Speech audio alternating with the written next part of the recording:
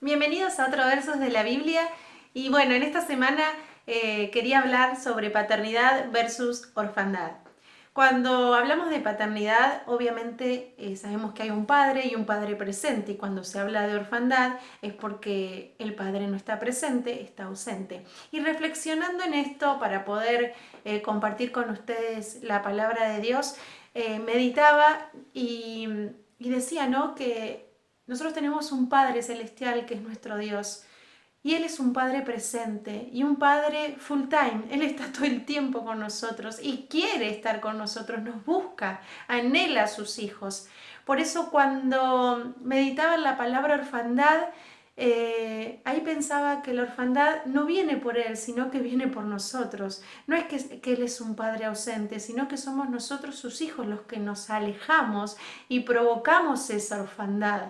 Porque Él no provoca la orfandad, al contrario, Él provoca y Él quiere siempre ese vínculo y esa comunión con sus hijos. Somos nosotros los que nos alejamos, los que por ahí provocamos esa orfandad. Entonces, bueno, para ello meditaba en un pasaje muy conocido que es el Hijo Pródigo en San Lucas 15:11 al 32, donde podemos ver esta historia narrada por Jesús, donde había dos hijos y uno de sus hijos le pide su parte al padre porque se quiere ir, porque quiere hacer su vida.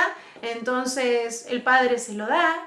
Él, una vez que obtuvo esto, se fue de su casa y vivió como quiso con todos esos bienes que su padre le había dado, esa parte que obviamente le correspondía.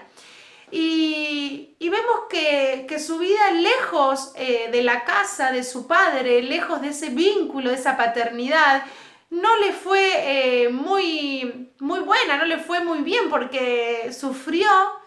De hecho, dice que malgastó esos bienes que obtuvo hasta que quedó sin nada.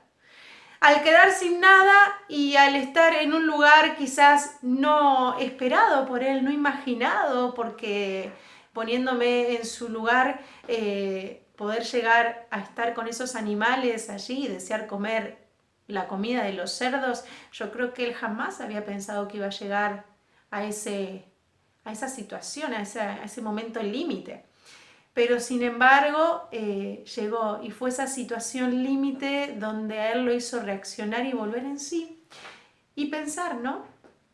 En la casa de mi padre hoy hay muchos trabajadores que tienen su comida diaria, que duermen bien, que se despiertan y tienen su desayuno, su comida, sus labores diarios. Y yo aquí deseando comer comida de cerdo. Yo creo que fue un golpe duro para este hijo pródigo, ¿no? Y al volver en sí pudo reconocer en su corazón que había pecado contra su padre, que había fallado porque él se había alejado de esa paternidad.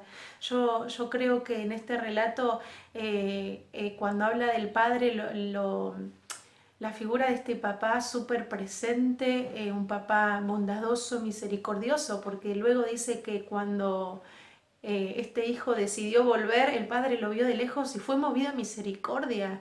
Y cuando llegó con ese relato de que había pecado, que sí, había reconocido que había fallado y que ya no era digno de ser llamado su hijo, el padre no le reclamó, sino que lo aceptó. Y esa condición de hijo nunca se acabó, siempre fue hijo, por más que estaba lejos, ¿sí? Por eso meditaba mucho y espero que sea de bendición para ustedes, que cuando hablamos de orfandad, no es porque el Padre, o sea Dios, porque esta parábola obviamente representa al Padre como Dios y a los hijos, a nosotros, ¿no? El Padre no está ausente, Él no provoca esa orfandad, sino que somos nosotros que quizás alejándonos de la casa del Padre, estamos haciendo una vida quizás que no nos conviene, que no nos edifica, que no nos ayuda. Por eso debemos volver en sí, debemos reaccionar y volver a la casa del Padre, porque allí hay abundancia, allí hay protección, allí hay amor y hay un Padre que nos espera, un Padre que quiere tener un vínculo con cada uno de nosotros.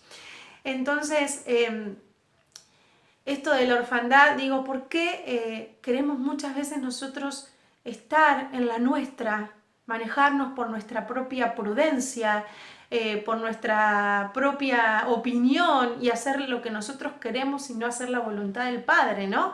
Que es lo que nos va a llevar a un camino correcto, porque el Padre es el que guía, el que está ahí corrigiendo y ayudándonos en todo nuestro caminar. Entonces, al meditar en esto, digo, ¿por qué muchas veces andamos como huérfanos y sin tener el sustento y la protección y el amor de un padre cuando en Dios lo podemos tener todo? Y que podamos entender de que estando cerca de Él es donde nosotros obtenemos esa paternidad, ese vínculo perfecto, ese amor que sobrepasa todo conocimiento y que llena tanto nuestra alma y nuestro corazón. Bueno,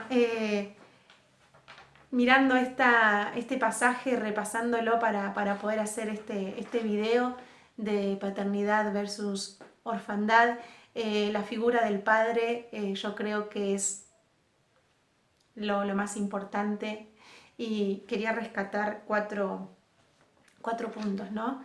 En cuanto a la figura del padre. La primera, amor incondicional. En Dios lo tenemos todo y el amor de Dios sobrepasa, como decía, ¿no? Todo conocimiento. No lo podemos comprender, es por fe que lo podemos entender, porque es un amor sin condición. Él no nos pide nada a cambio, solo nos pide nuestro corazón, como dice ese proverbio: dame, hijo, hoy tu corazón y miren tus ojos por mis caminos. Él nos pide nada más que nuestro corazón y Él nos ama a pesar de nosotros mismos, a pesar de lo que somos. Ese es el amor del Padre. Yo creo que este punto es fundamental porque tiene que quedar grabado en nosotros que Él nos amó primero y que Él nos escogió, no porque nosotros lo merecíamos, sino porque Él, en su gran misericordia, en su grande gracia, nos llamó, nos escogió y debemos recurrir a Él. No tenemos que hacer oídos sordos, debemos acudir a su llamado. Debemos correr a su presencia, dejar de estar como huérfanos en lugares donde no nos convienen, donde no hay edificación para nuestra vida, e ir a la casa del Padre, a su presencia, donde hay abundancia para cada uno de nosotros y donde su amor es infinito y sin límites. Amén. El segundo punto, para no extenderme tanto, es protección. En Dios tenemos protecciones, Él es un Padre protector. Yo lo veo en mi hijo, Samuel, cuando está conmigo, cuando está con su padre, con Facundo, él se siente seguro. Cuando tiene miedo: mamá, tengo miedo, vení, acompáñame. Porque sabe que cuando está mamá, cuando está papá, Él está seguro. Y nosotros estamos seguros en los brazos de Él, en los brazos de Dios. No nos alejemos de sus brazos, como dice el Salmo 91, el que habita al abrigo del Altísimo. No nos alejemos de ese abrigo, no nos alejemos de ese lugar de cobertura que tenemos ahí, la protección para nosotros, y podemos leer todo el Salmo 91 y ahí nos habla de la protección de Dios hacia nosotros, sus hijos, y en muchos pasajes más, desde el Génesis al Apocalipsis, podemos ver la protección de Dios a sus hijos y el amor que Él tiene. Seguimos. El otro punto, sustento. En Dios lo tenemos todo, vuelvo a repetir, también en lo material, también en lo económico. El Salmo 23:1 dice: Jehová es nuestro pastor y nada nos faltará. Nada le va a faltar a sus hijos, porque Él es un Dios proveedor, un Padre que quiere dar a sus hijos aún más, porque Él no escatima para sus hijos, Él quiere darnos lo mejor. Tan solo debemos pedirlo, dice la palabra de Dios en Mateo 7:11, donde está hablando que nosotros, siendo padres humanos, sabemos dar buenas dádivas a nuestros hijos. ¿Cuánto más el Padre Celestial va a darnos a nosotros, sus hijos, muchas cosas buenas si se las pedimos? Entonces, qué bueno entender que Él es un Dios que da y que no escatima, al contrario, quiere bendecir, favorecer a cada una de nuestras vidas. Es lo máximo. Dios es lo máximo. ¿Cuánto nos hace falta reaccionar y reflexionar de que tenemos que estar cerca de Él? No podemos estar alejados. Recibamos la paternidad de Dios y recibamos todo lo que viene con Él, que son estos puntos y mucho más. Yo marqué estos puntos porque tocaron mi vida y quizás con la experiencia que uno ha tenido, pero yo creo que ustedes pueden reflexionar y meditar en muchos puntos más de cómo ha sido Dios como Padre con cada uno de ustedes.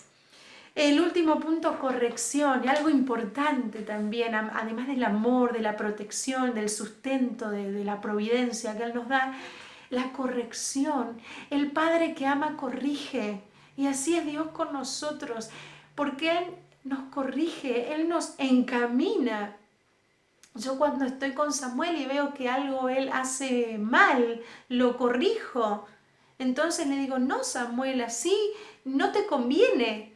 Y yo creo que Dios hace lo mismo con nosotros, porque lo dice su palabra. También hay muchos pasajes que podemos nombrar. Pueden ver Proverbios 3:12 o Hebreos 12:7, donde dice que Dios es un Padre que ama y al que ama, o sea, a sus hijos, los disciplina. Qué importante la corrección de Dios. Déjate corregir por Dios. Yo me dejo corregir por Dios. Él es el buen alfarero y tiene que corregir un montón de cosas nuestras. ¿Para qué? Para que seamos hijos mejores, esos hijos que Él verdaderamente quiere que nosotros seamos, ¿sí? Que nos perfecciona. Dice la palabra de Dios que nosotros somos perfeccionados hasta su venida. Hasta que Él venga a buscarnos, vamos a seguir perfeccionándonos. Entonces, dejemos que Él nos corrija, dejemos que Él nos encamine, dejemos que Él nos guíe. Así como este hijo que volvió de esta parábola que comentábamos del hijo pródigo y dejó que su padre lo vistiera de nuevo, le dé un nuevo vestido, le dé nuevos zapatos, preparar una fiesta y pueda encaminar nuevamente su vida. Así nosotros dejemos que hoy el Señor nos vista de nuevo, encamine nuestros pasos y que podamos tener una verdadera alianza y un fuerte vínculo con Él, que es súper importante porque Él nos ama y Él nos ama de una manera súper diferente a la que nosotros podemos amar. Dice que su amor es un amor ágape, un amor que sobrepasa cualquier conocimiento humano. Entonces, que podamos aferrarnos a Cristo, no andemos como huérfanos. Cuando tenemos un Padre en los cielos que nos ama, no andemos como huérfanos buscando comida que no sacia nuestra vida y que no se compara a la comida y a la mesa que tenemos en la casa del Padre, en la casa de Dios. Volvamos, corramos a la fuente, corramos a Dios, corramos al Padre, porque Él nos está esperando con los brazos abiertos. Yo sé que para muchos va a ser de bendición esta palabra, quizás toque sus vidas y sus corazones. Y para aquellos que están ahí, en ese vínculo con el Padre, fervientes, siempre en su presencia, sigamos así, busquemos, porque estos tiempos que estamos viviendo son los postreros y Él viene pronto a buscarnos y que encuentre hijos verdaderos, hijos que le aman, hijos que están en la intimidad con Él, que conocen al Padre y el Padre nos conoce a nosotros. Que el Señor te bendiga grandemente.